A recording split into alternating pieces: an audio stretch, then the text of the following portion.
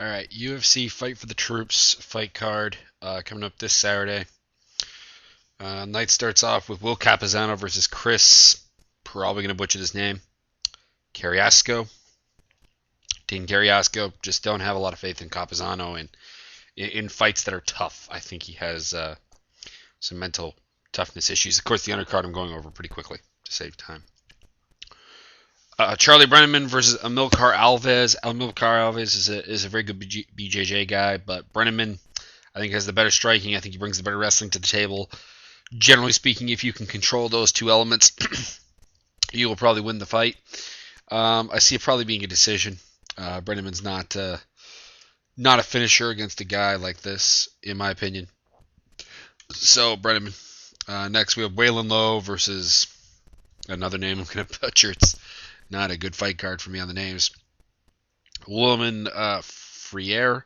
Seen him fight a number of times. I mean, he is actually a reasonably big deal coming over to the UFC. Very not very hyped signing, but a guy who comes in and the hardcore fans know who he is. They know his abilities. They know what he brings to the table. And I think he brings a lot more to the table than Waylon Lowe. Waylon Lowe is a very, very solid wrestler, but I have questions about his ground game. I have questions about his chin. I have questions about his physical durability. His striking seems to be almost non-existent. I got to take Freire. Although Lowe could potentially win this fight via the lay and pray tactic of take him down, don't particularly try to advance your position, work a little ground and pound, because it's very easy not to get subbed if you're not looking to ground and pound or advance your position or be offensive. That's why so often very good BJJ guys get nullified by good wrestlers who don't necessarily have the greatest submission grappling. That being said, I got to take Freire in this fight. I'm going to say via a submission, second round or so. Then we got Mike Thomas Browne versus Ronnie Yaya. Ronnie Yaya, fantastic grappler. Very, very, very good submission grappling pedigree, but he has virtually no stand-up. He doesn't set up his takedowns with strikes. He kind of just goes in there, tries to get a takedown. Does have some reasonably solid takedowns, but he is fighting Mike Thomas Browne. Very strong featherweight. Very good knockout power. Mind you, he's coming off of a decision loss to Diego Nunes in a fight that he kind of did not look good from about the first round onwards. That being said, he should be in good shape. He was pretty injury free after Nunes' fight. That's why he's taking this fight on such short notice and short time off of a fight. He should be ready. He has unquestionably the better striking, more power in his punches. I think he has better wrestling. I think his ground game is to the point where Yaya, if it does go to the ground, isn't going to just simply tap him like that. I think it's a little bit more akin to the Yaya versus Chase Beebe fight, where Beebe could go to the ground and survive. Didn't really do anything on the ground, but he survived it. Mike Thomas Browne the same. He'll survive if it goes to the ground. I think he dominates on the feet. I think he has to be careful, and as a result, I think it might go to a decision because he can't get too aggressive with Yaya. Otherwise, maybe Yaya gets him to the ground, subs him. Maybe Yaya if he takes him down and gets aggressive, Yaya locks onto a sub as well. So I think he takes it carefully, picks up the unanimous decision, hitting his first UFC win. DeMarcus Johnson versus Mike Guyman. Mike Guyman is a relatively well-rounded fighter, but in his most recent events in the UFC, he is getting a little older. The striking doesn't look so good. He was subbed very, very easily by Daniel Roberts. Didn't seem to have anything for Rory McDonald's ground game. As a result, I got to go with DeMarcus Johnson. I think DeMarcus Johnson brings a much better kickboxing ability to the cage. He brings a better grappling ability to the cage. He might even have the wrestling advantage, but I don't know. I kind of maybe favor Guyman in that regard. Johnson, for a wrestler, isn't a particularly good wrestler, if you know what I mean. But he is still a wrestler. I think probably second or third round. Johnson is, for one thing, he's very good at taking a beating and staying mentally in the fight. He has a great deal of mental toughness, in my opinion, which is something you can't teach. It's something you can aid, you can nurture, but you cannot instill it in someone who doesn't have it. And Johnson has that. And I think, even if Guyman is able to take him down, ground and pound him, etc., he'll get a submission. second or third round. I think it'll be a submission second or third round because I don't see him knocking out Guyman. I don't see him riding out a decision with Guyman. I see him subbing him at some point. Next up, Cody McKenzie versus Yves Edwards. We know Cody is a one-trick pony, basically. No real wrestling, no real striking, no real, power. I mean, at 155, I think he's just largely overmatched. I mean, when you're largely overmatched against Nam Pham on a physical level, not necessarily a technique level, you got to have some questions on the matter. And because Nam Pham is also largely physically overmatched at 155. As a result, you got to take Yves Edwards in this fight. Could Cody McKenzie lock on the guillotine and choke him out? There's always a chance of that. That is the kind of guillotine that Cody McKenzie has. But he doesn't bring anything else to the table. He brings a very solid wrestling game, a very solid grappling game, a very solid striking game.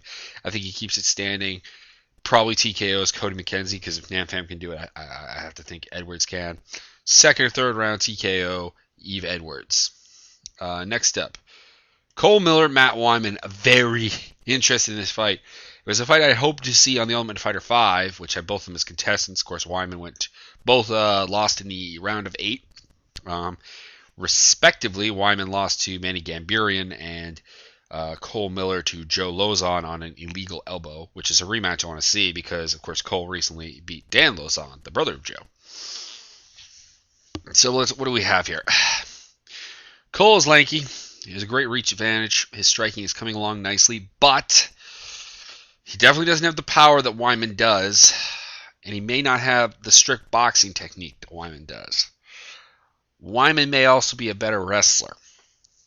That being said, it's not wrestling that's good enough to avoid getting taken down at some point in this fight. Cole Miller, very dangerous on the ground. Very skilled for his belt level. He's a purple belt, I want to say. He's a brown belt, please post below. I know he's not a black. And he has very long limbs, which makes securing things very, very easy. Matt Wyman also has a pretty good ground game, and we've seen examples of that. He survived with Thiago Tavares, for example, on the ground, who is a theoretically better grappler than Cole Miller. But Miller's gotten very good, very attacking, very tough guy. Something Tavares isn't particularly. I see him probably being able to tap Wyman. I think it just takes a while. I think it takes maybe even into the third round for him to get it. It's kind of like he may not even be winning the fight up until that point. But I think he has the ability to finish this. I don't particularly think Matt Wyman does. Wyman does have power in his hands, shown in the Marlon Sims fight to an extent, although Sims was full of bullshit. But also Tavares, who, no one else has really stopped in such a manner. He could stop Miller. He could also win a decision against Miller. But I'm going to go with Miller via a second or third round submission. I'm doing that a lot, aren't I? Then we got Joey Beltran versus Pat Barry. Pat Barry, probably the best striker in the heavyweight division in the UFC. Not exactly saying much. Not that this is not a criticism to UFC's heavyweight division in terms of depth, but in terms of striking depth, it's really not there. Pat Barry, he has an obvious striking advantage. Joey Beltran likes to stand and bang. Joey probably does have the better wrestling, but he probably will not use it. I'm going with the first round TKO or KO stoppage because Pat Barry is simply nasty, and Joey Beltran. The fight with Matt Mitrione, I think, stripped a lot of any remote credibility away. Then we got Mark Hominick versus George Roop. Roop has a size advantage on Hominick, both in terms of height and I think also to a lesser extent on weight. That being said, Hominick is better at everything. He's a much better striker. He's a K1 level technique striker. He doesn't really have a lot of finishing power. Although, unlike Sam Stout, he doesn't seem as robotic. He doesn't seem like a guy who just hits the combo mitts. He's a guy who does bring it into a fight. He'll have a hard time stopping Roop, who is pretty tough bastard. So I see this fight probably going to decision, with him winning via unanimous. Roop has a tendency to make these kind of split decisions, but I don't think so in this instance. Hominick's got the better ground game. Roop might be a better technical wrestler, but he doesn't really employ it terribly well. So I see Hominick as, just kind of just outpointing him throughout the whole fight on the feet. If it goes to the ground, I think he can get back up, hold his own on the ground. Roop is, he's got long limbs. He's dangerous submissions that way, but I just don't see it. And Hominick goes on and probably fights Jose Aldo. We'll get to that fight, but I'll give you a little hint. I don't have faith. Then we have the co-main event of the night, which this is the bullshit of the card, really. Matt Mitrione versus Tim Hague. Tim Hague is back in the UFC. He brings, by Canadian standards, a very solid wrestling game to the cage. Not necessarily by worldwide standards. He brings, reasonable striking. I mean, he beat Pat Barry, but Pat Barry, I think, really largely beat himself, which is a note on the Joey Beltran fight. If Pat Barry allows himself to lose again, like he did against Hague, like he did against Crow Cop, there's going to be some issues. Mitrione coming off the win over Beltran, coming off the win over Kimbo Slice, coming off the win over Marcus Jones. Undefeated fighter, hasn't really fought anyone truly testing. Like he's fought pretty tough guys if you think about it. For a guy whose career is very young, having fought Kimbo, having fought Marcus Jones, is a big physical, imposing presence. Having fought Beltran, who is again maybe not a UFC level guy, but I mean, this is a solid resume for a guy fighting out of the UFC, not necessarily in the UFC. Is kind of the thing.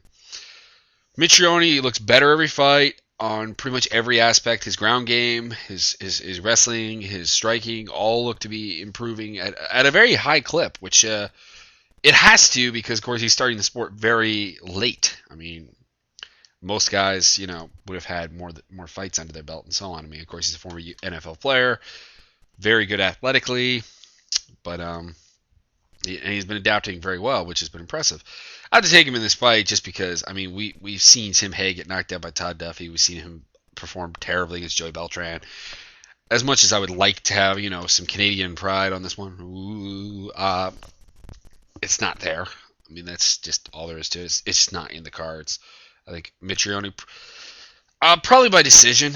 He does have the power to possibly knock Hague out, but I don't particularly see it. Melvin Guillard, Evan Dunham, main event, moving up the ranks. Dunham, very good wrestler, ever improving striking, very good ground game. Guillard, kind of the opposite way around. Very athletic, very explosive striking game. Hard to take down, and also very good at taking people down, but I think the wrestling advantage does have to go to Dunham. And on the ground, I think the advantage definitely goes to Dunham. So the question is, you have a guy who's very good on the feet, you have a guy who's very good on the ground. Wrestling is tight, so it's not going to be simply a taking down at will type of fight. That being said, if the fight goes to the ground, I don't see Guillard surviving with Dunham. I see Dunham being able to survive on the feet with Melvin Guillard, but that is playing with fire. Guillard, very, very powerful, very large amount of knockout power. Still, I got to go with Dunham, possibly by decision or possibly by first round submission. Maybe later on. Guillard does tend to gas sometimes, but he is training with the Jackson's camp. I'm hoping they've had that fixed, because it's always frustrating to see a fighter with so much potential, even a fighter that you don't really like personally, like Guillard with me, because I do not like his trash talk, I do not like his attitude, etc. But it is annoying to see a guy not fight to his potential. So I'm going to go with Evan Dunham via unanimous decision. I think he's just a little too much for Guillard, but I think Guillard will make this interesting. Maybe land some good shots, stuff a couple takedowns, avoid the submission and the ground and pound, and ride out a decision loss. Anyways, it's my thoughts on Fight for the Troops. I hope you enjoyed.